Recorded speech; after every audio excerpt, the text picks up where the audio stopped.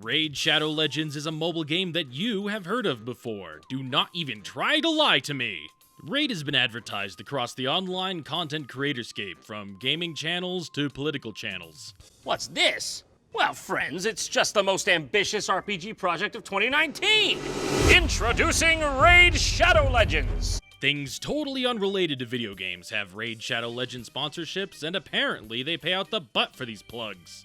And look, I get it, you gotta put food on the table, but at what cost? The copy pasta they make you place all over your video makes it look tacky, almost like a bot got a hold of your channel and started pretending to be you. And let's face it, nobody likes seeing these at the beginning of videos. Especially not if you're watching something unrelated to video games. Imagine if you were watching a new James Charles video and he was like, "Hello sisters, today's makeup tutorial is sponsored by Shadow Raid Legend Mobile RPG, the #1 mobile RPG game for mobile phones and iPhones." So this game advertises everywhere and is apparently spending a fortune on it, so surely the game's gotta be something special, right? I mean, it is. Just the most ambitious RPG project of 2019! Now that's quite the check you've written there, Mr. Tron. You adorable man, I just want to pinch your cheeks and feed you pie. This is my totally professional and serious first impressions and review of Raid Shadow Legends. I'll be approaching this from the perspective of someone who has not and probably will not ever pay for a microtransaction in a mobile game. We're going into this completely free to play. The game starts out like most gacha mobile games do. They show you how to get more guys. For those of you who don't know, gacha refers to a toy machine of Japanese origin, which gives you a collectible figure or prize at random in exchange for your sweet, sweet money. It's a vending machine that spits out toys. In mobile games, it's a vending machine that spits out characters. Usually these games give you something pretty juicy for your first roll, but I don't know about this. Maybe 2 stars is good. After returning to the main menu and being given our daily rewards, something pretty much all mobile games do to keep you logging in every day, you're immediately shown your anchor. Every mobile game with microtransactions has an anchor. It's the starting point for what they want you, the player, to gauge your purchasing power on. Since you're new to the game, the only resources you're familiar with in this list are stamina, coins, and gems. You're familiar with the summoning item at this point, but not what these ones in particular do. You don't have a clue what their value is, much less what precisely they can get you. You also aren't familiar with what 1,000 gems can buy you, so this offer means nothing to you, and it's in your best interest to just ignore it. You upgrade your characters through giving them equipment and just leveling them up. And to be fair, equipment does drop fairly often just by playing through the game. I equipped my new guy with an item just to realize I probably wanted my main dude to have it. And I'm shown this. It costs coins to move equipment from one character to another. That's really nice. Thanks, game. I love spending resources to do really basic things. As for the gameplay, it's a turn-based RPG. Characters have a turn meter, which dictates when they get to go next. I had to figure that one out for myself since the tutorial doesn't tell you, even though there are abilities that affect the turn meter and they're pretty common. I find strategizing in Raid to be somewhat difficult since the game doesn't tell you the turn order. With the turn meter, I figured you could make some cool plays, make the combat a little bit more dynamic, right? Give the player a reason to do something other than turn on auto. Ha, come on, another ad for microtransactions, and this one's even more expensive. Could this be the legendary double anchor? What the hell, 2 ads in a row, are you serious? Get out of my face, I'm trying to video game. I unlocked a tavern, which lets me power level my guys with beers or by sacrificing other guys to them, among other things. This is where you'd rank stuff up, but since I don't have anything I can use yet, I'm moving on. What? I went back to the hub and got another ad. This one's only $5. Now, this is what I was talking about with the anchor. So far, we've been shown $30, $50, and $20-something, so really, what's $5? What a deal! And this sale's only going on for an hour. Better make your decision soon. Get it off my screen. Something I realized pretty early on is this team power number here. It shows you how strong your party is. Usually you'd compare this against your enemy or the stage you're about to play to figure out if your guys stand a chance at winning. Or maybe if you want to use some lower level guys to level them up, but something seems to be missing here. Hey Vegeta, what's the scouter say about this guy's power level, huh? Basically, this team power number means literally nothing and is entirely arbitrary. And why? Because you have nothing to compare it to. You can compare your party's levels to the level shown here, but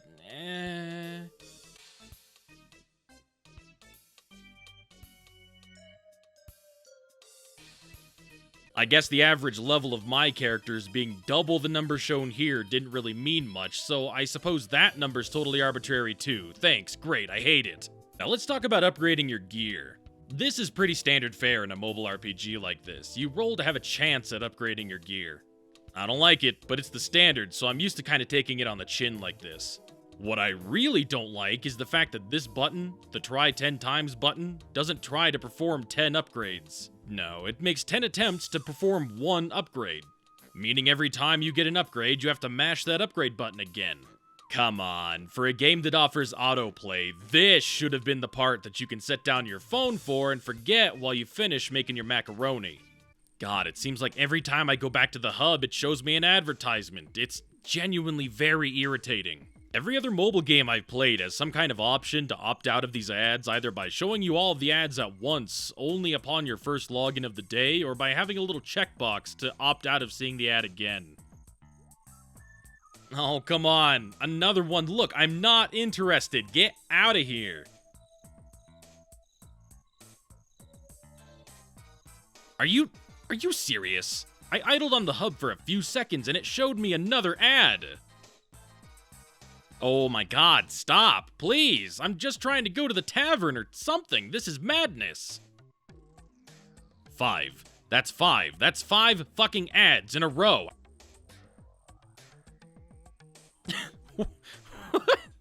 Did you like our ads? Rate us 5 stars, please. Thank you. Is that it? Are we free? Holy shit. I got bombarded with 5 advertisements and a request for a rating just to go collect 1 quest reward. So I feel like the difficulty spike I hit was pretty early on. So I guess I need to upgrade my gear, which was tedious and took forever. I couldn't AFK it. I spent the rest of my summoning stones to try for a better guy, and I finally got one with the last one. A little more grinding and some gear upgrades, and I managed to progress a little bit, but the boss still slaps the fuck shit out of me.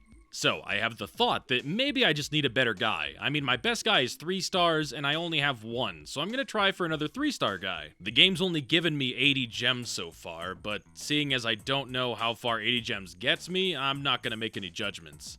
Well, here we are, the small shard pack. The cheapest shard I have access to right now. The other one has a 2-day time gate because you get 3 of these for 270 gems. So, that's completely out of the question. After hunting for ways to grind gems in the game, be it through challenges or quests, I'm coming up almost completely dry. There are some rewards, yeah, but they're not enough to get the shard pack, and the reward is a monthly. You can get 2 of the high-tier shards as rewards for just playing, but again, only monthly. You get some gems for leveling up your profile at least, usually only 5 at a time. So this is who I'm stuck with right now. Fortunately, they're strong enough to tackle the early dungeons now, so Another way to strengthen your guys is to level up their masteries. It's basically a talent tree, and honestly, I like that. You have to grind for scrolls to level up masteries, which you get from the Minotaur dungeon. Crusader's the one that got the scrolls, so I guess he gets the mastery up. In the masteries menu, when I click on the info button, it just says hidden. That's super helpful, thanks. So the first level of masteries requires 5 scrolls. Scrolls are kept per character. The first 2 levels of the Minotaur dungeon give less than 5 scrolls. In fact, you don't get a guaranteed 5 scrolls until you get to level 5 of the Minotaur dungeon. And not to my surprise, my guys aren't strong enough to get through level 4, so I guess the only thing I can do is grind. I guess it's just a matter of finding out what the best thing to grind is. The gem mine here allows you to passively gain gems over time. Pretty cool, right? To unlock it, you have to have 500 gems, something we'd be very hard-pressed to grind for in any real capacity. And the passive generation is only 5 gems per day. To put that in perspective, it would take 100 days, or about 3 months, to get a return on your investment for the gem mine. I mean, it does say that it can be leveled up, but God only knows how many gems that would cost. Oh wow, this ad from earlier that was $30 is now only $10, but for a limited time! My patience with this is beginning to wear thin. Another way to get summoning items is to refer your friends. Or make alt accounts. Probably just make alt accounts. You don't want to drag your friends into this. They're innocent in all this. They've done nothing to deserve it. Please be reasonable. So I ascended Kyle, which for the grinding it took to get those resources gave him a very marginal boost in stats. I'm gonna go ahead and give the game the benefit of the doubt here and say that these increases are small because it's a percentage-based increase and not a flat rate. But it certainly wasn't exciting to do, and it certainly doesn't invoke confidence. At level 18, you unlock the last free thing on the hub, the market. The market immediately advertises itself to you as a way to save energy and time. It sells subpar equipment about on the same level as you'd get pretty frequently from just playing. The best piece I see all the way down here is a 3-star. It also sells characters, I guess. I mean, they're not good characters, but I guess characters are in such short supply for a free-to-play player that this is better than nothing. Something is always better than nothing, right? You can unlock more slots immediately, except you can only unlock 2 slots immediately, because after that, it's going to start costing gems, which are a very precious, difficult to acquire resource for a free-to-play player. So, how's the collection aspect? I know there are people who play gachas with the desire to collect the characters. Luckily, the game provides an index, so we can preview pretty much everyone as far as I can tell. The character designs are bland as hell and borderline on plagiarism. I mean, come on, this character is really similar to Crystal Maiden from Dota 2. I mean, I like this pig orc guy, but he's a legendary, and I have to assume impossible for a free-to-play player to get without some significant grinding. Even then, as a free-to-play player, the only highest quality summoning item you get are from player referrals and completing all the monthly quests. So, let's talk about reusing assets. So many of these characters are flat-out reskins or use the same skeleton for other characters. A little point of personal preference, but having legendary characters be palette swaps of epic or even rare characters seems really cheap. And honestly, it almost speaks to the general quality of the rest of the game. I mean, come on guys, these are your legendary characters. People are either going to grind forever or pay big money to roll for these guys. The least you could do is give the people something better than a fucking palette swap. This Lizardman legendary is the exact same as a demon legendary, except for with a few added pieces and different colors. However, in the place where they added extra pieces, the model clips into itself, because they also use the same animations, and nothing was adjusted to make up for the fact that the Lizardman version has more shit going on with it. The devs say they're going to continue expanding the current factions and add more factions down the road? I can't see how anyone can get excited for that. Are they going to add even more dogs to the demon faction? Or how about another one of these Minotaur guys for the Skinwalkers? I personally hope they add a legendary one that's blue and has a minor glow effect on the textures. That's definitely worth pulling a legendary once a month for. Look, I'm not saying every gacha game needs to be a waifu festival, but having a very diverse and unique cast of collectible characters makes it feel like you have some kind of value in bothering to collect them. Maybe if they had spent less money on their advertising, they'd be able to afford more interesting character designs. None of these characters make me go, oh boy, I hope I get this guy soon, because 1. I know that I won't be getting them anytime soon, and my process for getting them is lengthy and tedious. 2. There isn't a way to guarantee legendaries, not even from the monthly shard, which is only a 6% chance. Granted, that's not a bad drop chance if you're comparing it to other gacha games, but other gacha games typically give you more than one chance in a blue moon. And no, I don't consider the 0.5% from the other 2 items a fair crop, considering I gave this game 2 full days of my time and it never gave me anything but the lowest tier summoning item. So I'm frightened to imagine the time investment to get me even one of those 0.5% chances. And 3. Even if I do get the legendary I want, it won't have been a good time getting there.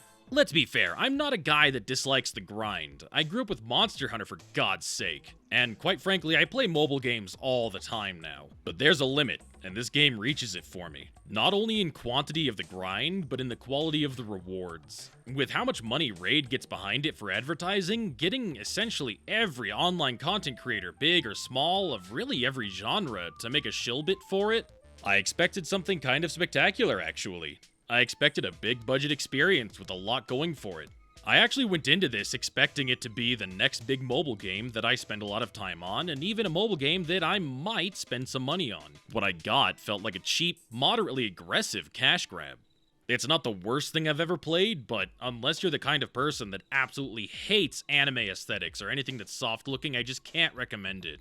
Honestly, that's the only reason I feel like someone would pick Raid over some other gacha turn-based RPG title. They either personally disdain cartoony aesthetics, or they feel embarrassed playing something like Destiny Child on the bus, and can feasibly argue that Raid looks like every other AAA title, so nobody would think twice about it. It's just the most ambitious RPG project of 2019! Raid Shadow Legends gets 1 HauntLich out of 5 cute demons. There.